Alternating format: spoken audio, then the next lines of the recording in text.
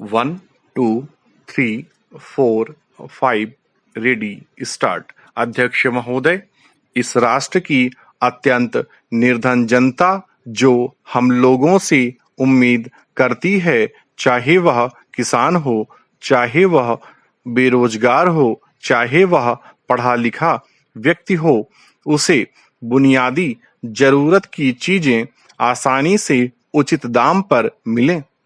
हमारे सामने सवाल यह आता है कि देश की जो आर्थिक नीतियां हैं, वे किस प्रकार से हमारी गरीबी की रेखा के नीचे रहने वाले लोगों की मदद करेगी।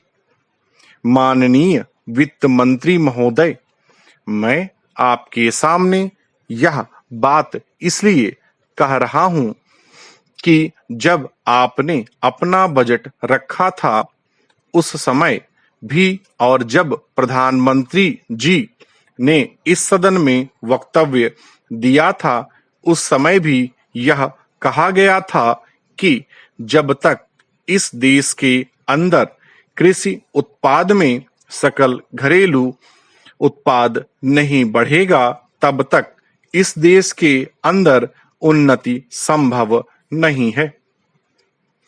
हम सभी इस बात को जानते और मानते हैं कि देश के अंदर कृषि उत्पाद नहीं बढ़ेगा, तब तक यह महंगाई कम नहीं हो सकती।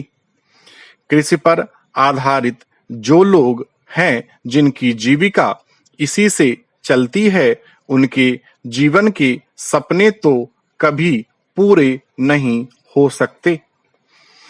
यह बात सच है कि कृषि विकास दर बढ़ाने के प्रयास हर सरकार करती है। मैं यह नहीं कहता कि इस सरकार ने नहीं किए होंगे, लेकिन असली धरातल पर यह सच साबित नहीं हो रहा है। वित्त मंत्री जी ने भी लोकसभा में अपने भाषण में कृषि उत्पादन के बारे में चिंता जताई है। मैं उन सारे तथ्यों पर इसलिए नहीं जाता कि आंकड़े सबको मालूम है। आंकड़ों की आधार पर यह बात मानी जा सकती है कि धन बहुत दिया है, पैसा बहुत जा रहा है, लेकिन सबसे बड़ी आवश्यकता जो अनुभव की जा रही है, वह यह है कि क्या धन का सही उपयोग हो रहा है, और अगर धन दिया जा रहा है तो फिर हमारी कृषि भूमि जिस पर उत्पादन होता है, उसमें वृद्धि क्यों नहीं होती है। सिंचाई क्षेत्र में पैसा जाता है तो फिर सिंचित क्षेत्र क्यों नहीं बढ़ता है। और जब राज्य सरकार और केंद्र मिलकर किसानों के पास अपना पैसा भिजवा रही है, तो किसान आत्महत्या करने पर क्यों उतारू हैं? ये सवाल हमारे सामने है। क्या उनके ऊपर कर्ज का बोझ नहीं है?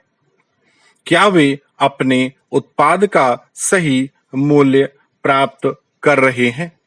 अगर हम इन बातों पर विचार करेंगे तो हमारे सामने स्थिति स्पष्ट हो सकेगी।